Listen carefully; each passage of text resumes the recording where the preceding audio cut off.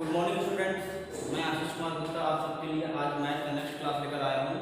और जैसे कि हम लोगों ने लास्ट क्लास में linear equation in two variables का एक्सरसाइज नंबर 3.4 किया है। और एक्सरसाइज 3.4 में अगर हम लोग बात करें तो काफ़ी क्वेश्चंस हैं और काफ़ी क्वेश्चंस में से कुछ क्वेश्चंस मैंने लास्ट डे आपको कराया था, ठीक है। अब इस लास्ट डे में जिन लोगों ने क्वेश्चन को ट्राई किया उन लोगों ने क्वेश्चंस को पूछा भी है। जिन लोगों ने घर पे आराम किया वो लोग तो ना तो रिप्लाई दिए ना ही पूछा है कुछ। जो लोगों ने क्वेश्चन पूछा है उनमें कुछ स्टूडेंट हैं, जैसे आकाश ने पूछा है कि सर फर्स्ट का थर्ड बता दीजिए। क्वेश्चन नंबर फर्स्ट के थर्ड से आज मैं स्टार्ट करूँगा और जो भी प्रॉब्लम रहेगा मैं वहीं से स्टार्ट करूँगा सबका। तो बात करते हैं एक्सरसाइज 3.4 एक्सरसाइज 3.4 में। और एक्सरसाइज 3.4 का फर्स्ट का थर्ड जो क्वेश्चन है उसको देखते हैं हम लोग। फर्स्ट के थर्ड में क्या है कि इसे हमें प्रतिस्थापन विधि से सिंप्लीफाई करना है। और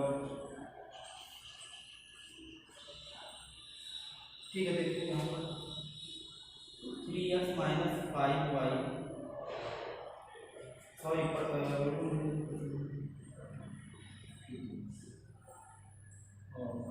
minus 4 equal to 0 and 9x equal to 2y plus 7।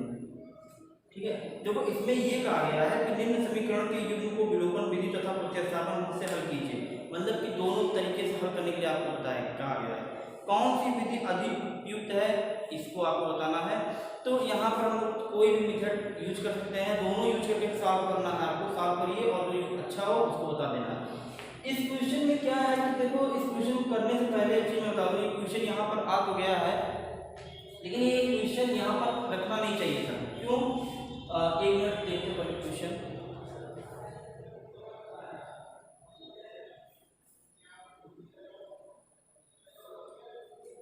I think इस क्वेश्चन में कोई प्रॉब्लम नहीं आनी चाहिए थी, लेकिन अगर कहीं प्रॉब्लम आई है तो देखते हैं क्या प्रॉब्लम है। एक मिनट,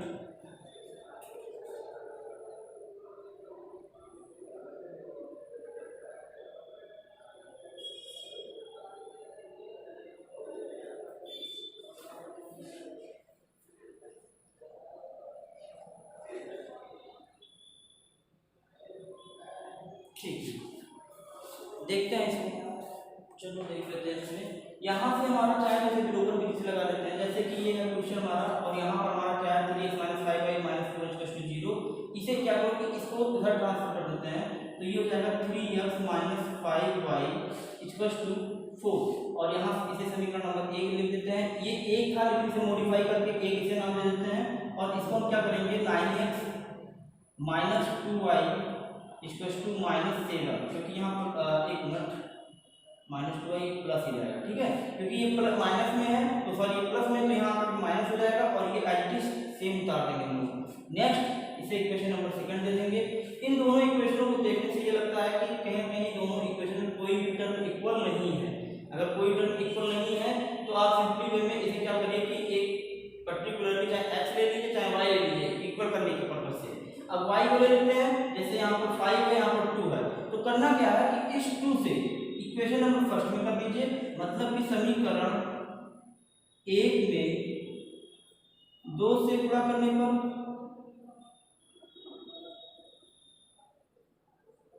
और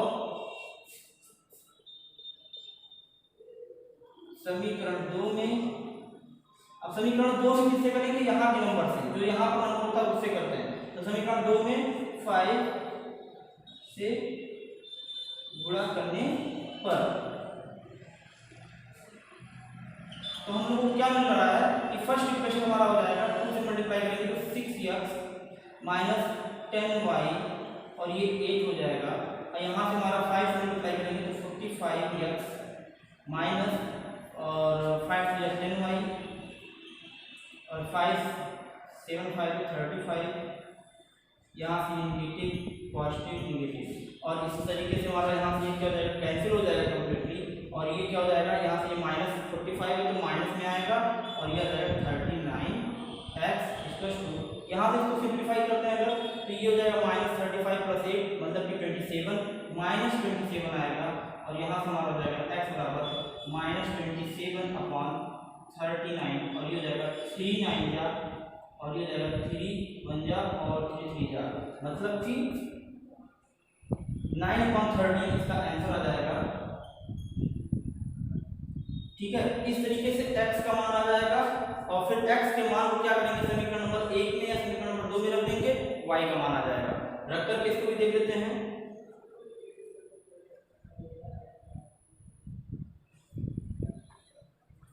समीकरण 2 में x का मान रखने पर, समीकरण 2 को मैंने लिख दिया है लेकिन कोई दिक्कत नहीं है, समीकरण 1 में भी रखने पर आएगा।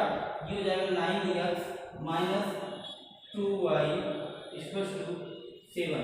ठीक है, और यहाँ पर x का मान कितना आया 9/13, तो ये हो जाएगा 9/9/13 माइनस 2y = 7। और यहाँ से क्या सकते हैं, क्या आया हम 9 9 या 81 हो जाएगा और इसको ट्रांसफर कर देते हैं इधर, तो ये हो जाएगा -2y =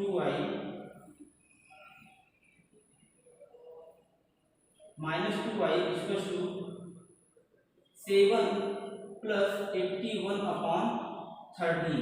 और इस तरीके से यहाँ से इसको सिंप्लीफाई अगर हम करना चाहें तो ये हमारा क्या आ जाएगा, y = 13 7 जा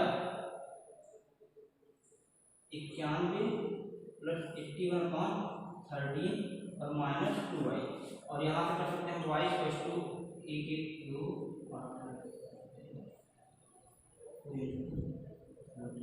और ये माइनस यहाँ आ जाएगा इस तरीके से। ठीक है, ये -2y क्या किया मैंने इधर ट्रांसफर कर दिया क्रॉस मल्टीप्लाई करके, और यहाँ से हमारा क्या आएगा 2 8 जा, ठीक है, और ये जाएगा -86/13। आई थिंक आंसर चेक कर लेते हैं क्योंकि मुझे लग रहा है कि कुछ लंबा चौड़ा नंबर आ रहा है, तो चेक कर लेते हैं कि हाँ एक बार वेरीफाई हो जाए कि सही है कि नहीं। तब तक आप लोग इसको नोट करते रहेंगे। एक्सरसाइज 3.4 के फर्स्ट का थर्ड, 3.4 के फर्स्ट का थर्ड, कुछ तो गलत आ रहा है। 9/13 ये x जो है ये पॉजिटिव में आ रहा है। अच्छा हाँ, एक गलती हो गई, देखो यही चीज़ है ना, मैंने इसलिए कहा था कि वेरीफाई कर लेते हैं पहले। गलती ये हो गई है कि यहाँ पर भी माइनस है, यहाँ पर भी माइनस है, और दोनों माइनस क्या हो जाएंगे, यहाँ पर ये इस तरीके से कट जाएंगे, तो यहाँ पर माइनस नहीं आएगा, और जब माइनस नहीं आएगा तो ये माइनस यहाँ पर हट जाएगा और यहाँ पर आकर के ये क्या हो जाएगा माइनस, और ये माइनस हो जाएगा यहाँ पर, तो ये माइनस हो जाएगा, तो यहाँ से क्या हो जाएगा 91 - 81 बराबर हमारा आ जाएगा कंप्लीटिव 10। तो ये हो जाएगा हमारा कितना -2y = 10/13, और या फिर लिख सकते हैं कि y बराबर -10/2 × 13 और 2 5 से ये कट जाएगा, और इस तरीके से हमारा आ जाएगा 5/13 y का मान। ठीक है, इसको नोट कर लीजिए, कहीं ना कहीं थोड़ा सा मिस्टेक हो गया था और कोई बात नहीं, माइनस में गलती हो गया था, इस वजह से यहाँ रिजल्ट पर सही नहीं आ रहा था, कोई नहीं, इसको नोट करिए और अगले क्वेश्चन की तरफ हम लोग देखते हैं। फिर लास्ट टाइम मैंने एक्सरसाइज 3.4 का क्वेश्चन नंबर सेकंड तक करा दिया था और बोला था कि आगे का क्वेश्चन करिएगा, जो क्वेश्चन नहीं आएगा वो पूछना है आप लोग को। लेकिन यहाँ वर्ड प्रॉब्लम वाले क्वेश्चनों में किसी ने कुछ भी नहीं पूछा अभी तक, तो चलते हैं अगले क्वेश्चन की तरफ इसी एक्सरसाइज के। और इसी एक्सरसाइज का अगला क्वेश्चन हमारा जो है वो है सेकंड का थर्ड, और सेकंड के थर्ड में देखते हैं कैसे लगाना है। ठीक है,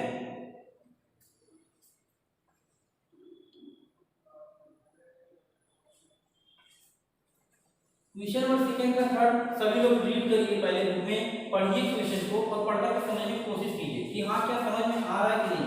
अगर समझ में आ रहा है तो फिर ठीक है, अगर नहीं समझ में आ रहा है तो फिर उसको मैं कंटिन्यू समझाता हूँ, उसे देखो कैसे।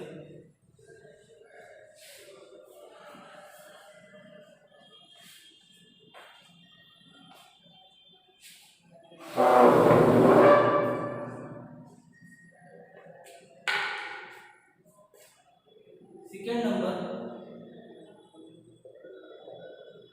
देखो, इक्वेशन मैं बना दे रहा हूँ और बाकी काम आप लोग का करना रहेगा, विलोपन विधि से सॉल्व सभी लोग कर ले जाएंगे।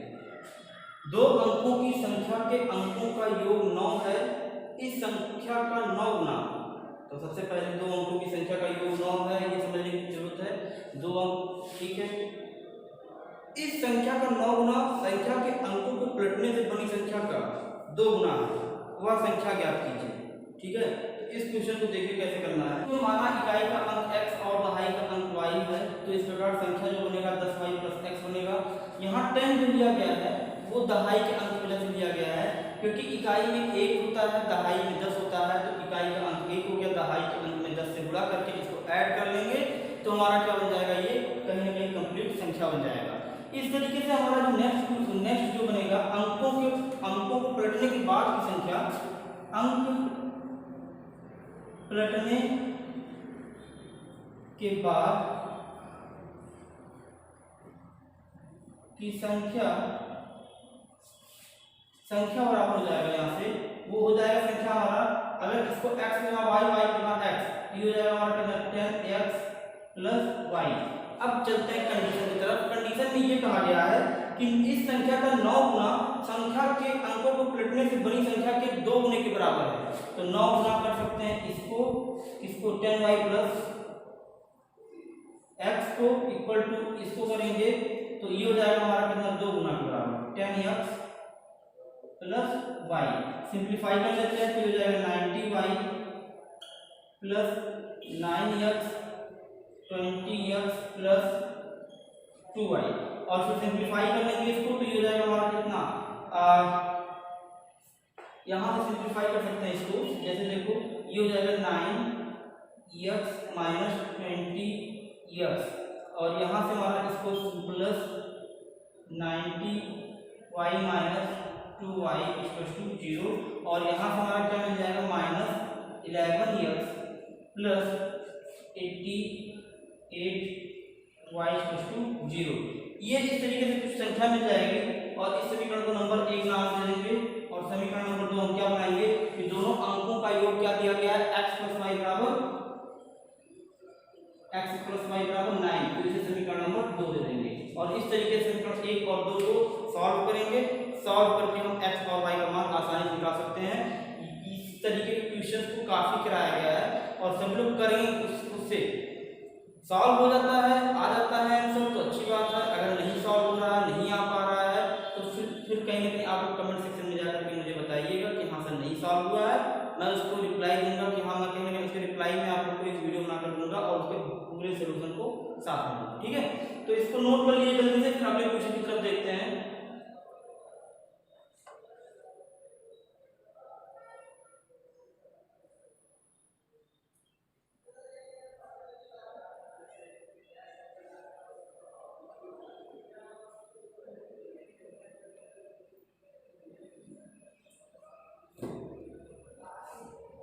आगे चलते हैं हम लोग दूसरे के चौथे क्वेश्चन को देखते हैं, और दूसरे के चौथे क्वेश्चन में क्या है उसको समझने की कोशिश करते हैं, और फिर उसको सॉल्व करने की कोशिश करते हैं, ठीक है।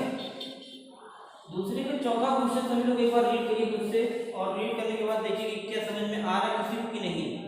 अगर समझ में आ रहा है तो अच्छी बात है, अगर नहीं आ रहा है तो फिर यहाँ पर ध्यान देंगे, समझने की कोशिश करेंगे। मीना ने 2000 निकालने के लिए एक बैंक में गई, मतलब कि मीना नाम की लड़की कोई है, और 2000 रुपये निकालने के लिए वो बैंक में गई, ठीक है। उसने खजांची से कहा, खजांची मतलब क्या होता है कि कैशियर जो होते हैं उनको खजांची हिंदी में बोलते हैं, तो खजांची से कहा कि 50 तथा 100 के नोट देने के लिए कहा, और उसे कुल टोटल नोट 25 प्राप्त हुए, टोटल नोट 25 प्राप्त हुए हैं। ज्ञात कीजिए कि उसने 50 और 100 के कितने कितने नोट प्राप्त किए। तो काफी इजी है, कुछ भी ज्यादा टफ नहीं है, बस सिंपल सा है। माना 50 रुपीज के नोटों की संख्या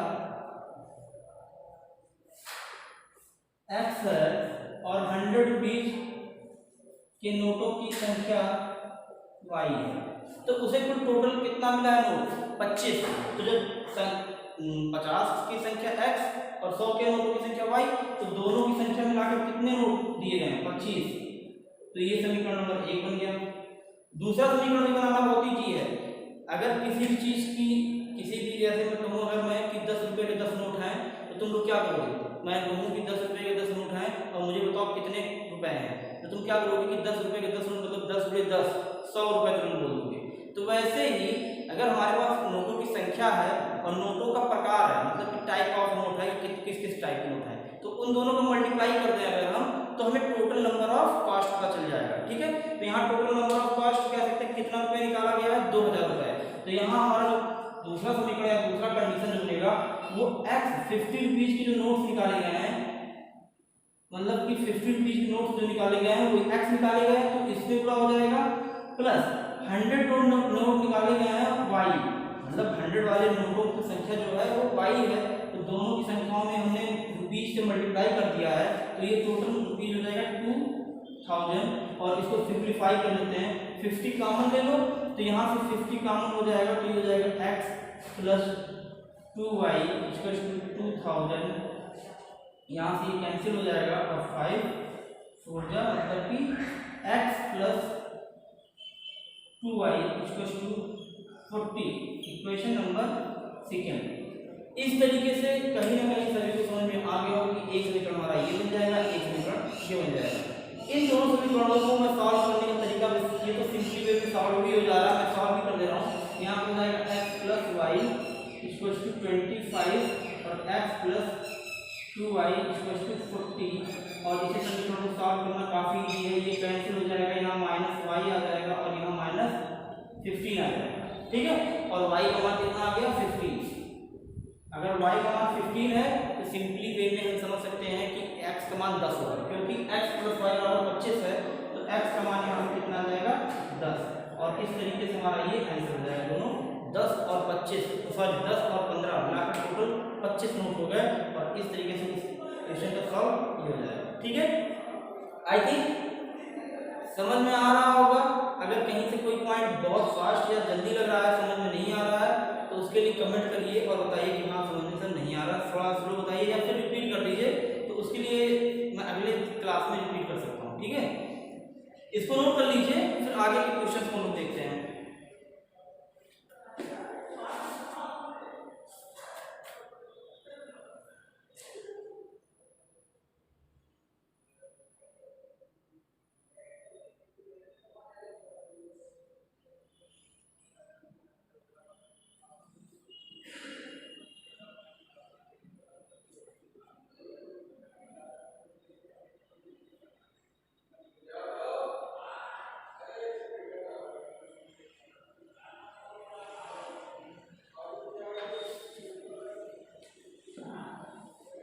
अगले क्वेश्चन की तरफ हम लोग चलने से पहले देख लेते हैं क्वेश्चन नंबर 5 को, जरा एक बार सभी लोग पढ़ लें अच्छे से, और पढ़ने के बाद जरा अपने से ऑब्जर्व करें कि क्या सवाल लग सकता है कि नहीं। अगर लग जाएगा तो लगा लें, अगर नहीं लगता है तो कहीं ना कहीं उसको मैं बता देता हूँ कैसे लगेगा। देखो इसमें फिफ्थ में क्या कहा गया है कि किराए पर पुस्तक देने वाली किसी पुस्तकालय का प्रथम 3 दिनों का एक नियत किराया है। मतलब कि अगर किसी लाइब्रेरी का रेंट जो है वो फर्स्ट 3 डेज का एक फिक्स्ड प्राइस है। फिक्स्ड मतलब कि नियत है कि 10 रुपये लगेगा तो 10 रुपये लगना ही है, चाहे 1 दिन के लिए ले जाओ चाहे 3 दिन के लिए ले जाओ। ठीक है, फिर नेक्स्ट क्या है कि तथा उसके बाद प्रत्येक अतिरिक्त दिन का अलग किराया है। सरिता ने 7 दिनों तक एक पुस्तक रखने के लिए 27 रुपये अदा किए, जबकि सुशी ने इस पुस्तक को 5 दिनों तक रखने के 21 अदा किए। नियत किराया तथा प्रत्येक अतिरिक्त दिन का किराया क्या होगा। तो यहाँ पर हम क्या करेंगे कि सबसे पहले कि माना पुस्तकालय का एक नियत किराया, पुस्तकालय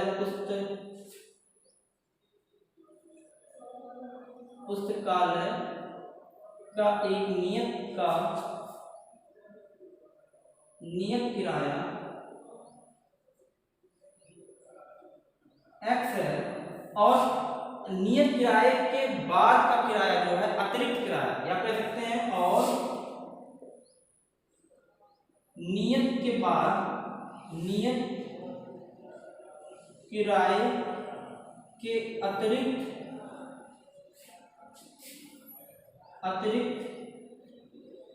किराया y है। तो यहाँ पर क्या है कि सबसे पहले कौन लिया, सरिता ने 7 दिनों तक एक पुस्तक रखने के लिए 27 अदा किया।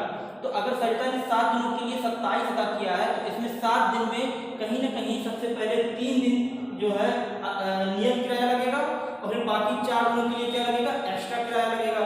तो पहले 3 दिनों का किराया तो अपने आप समझ में आ गया कि x, बाकी 4 दिनों का तो 4 गुणे y, क्योंकि 4 में हम अतिरिक्त किराए से मल्टीप्लाई कर देंगे तो उसने कितना अदा किया है, टोटल 27 रुपए अदा किया है, तो ये हो जाएगा 27, समीकरण नंबर 1 बन जाएगा। और सेकेंड टाइम सुशी ने क्या किया है कि यहाँ पर 3 दिनों के लिए x रुपए दिया और बाकी कितने दिन और बचेंगे उसके पास, 5 दिन के लिए। तो 5 दिन का मतलब ये हो गया कि यहाँ पर पहले दिन 3 दिन का ये हो गया और 2 दिन का ये हो गया और ये दिया टोटल 21 रुपए। तो ये हो गया समीकरण नंबर 2। और इस तरीके से समीकरण 1 और 2 को हम सॉल्व करने पर कहीं ना कहीं हमारा x और y का मान आ जाएगा। और काफी सिंपल सा है, इसको देखने से लग रहा है कि सिंपल है। यहाँ से ये कट जाएगा, ये हो जाएगा हमारा 2y और यहाँ से हमारा आ जाएगा 6, y = 3। तो x का मान कितना आ जाएगा, x का मान इसमें रख देते हैं, y का मान रख देते हैं, तो ये हो जाएगा x + 12 = 27 और x = 27 - 12 = 15। ये आ जाएगा हमारा फाइनल आंसर। मतलब कि x का मान यहाँ आ जाएगा 15 आ जाएगा और y का मान आ जाएगा यहाँ से हमारा 3। तो ये दो मूल्य आ जाएंगे, x और y का मान आ जाएगा। और मतलब कि 3 दिनों का किराया तो 15 देना ही देना है, उसके बाद के दिनों का किराया 3 रुपए के हिसाब से लगेगा पर डे। ठीक है, तो कहीं ना कहीं यहाँ पर 3 दिनों का 3 5 15 और 4 3 12 27। ठीक है, कंफर्म वेरीफाई हो गया आंसर। तो यहाँ पर आप लोग आज की क्लास के लिए तो इतना ही समझिए और इतना आई थिंक सफिशिएंट है। और इतना कहीं एक्सरसाइज 3.4 यहीं पर खत्म भी होता है। नेक्स्ट क्लास में हम लोग बात करेंगे क्रॉस मल्टीप्लिकेशन रूल, कह सकते हैं कि 2 चर वाले रैखिक समीकरण में वृत्त गुणनखंड विधि को पढ़ेंगे हम लोग। और अगले क्लास के लिए तब तक के लिए इतना ही आज रखेंगे। और इसमें अगर कहीं पर किसी को डाउट हो तो कमेंट सेक्शन में जाकर के कमेंट करें, और या कोई क्वेश्चन एक्स्ट्रा कहीं से पूछना है तो वो भी अपना कमेंट सेक्शन में जाकर के टाइप करें, वहां पर मैं सॉल्व उनको दूंगा और कहीं से अपना डाउट भी क्लियर करता रहूँगा। ठीक है, तो आज के लिए इतना रखते हैं। That's it, thanks for watching.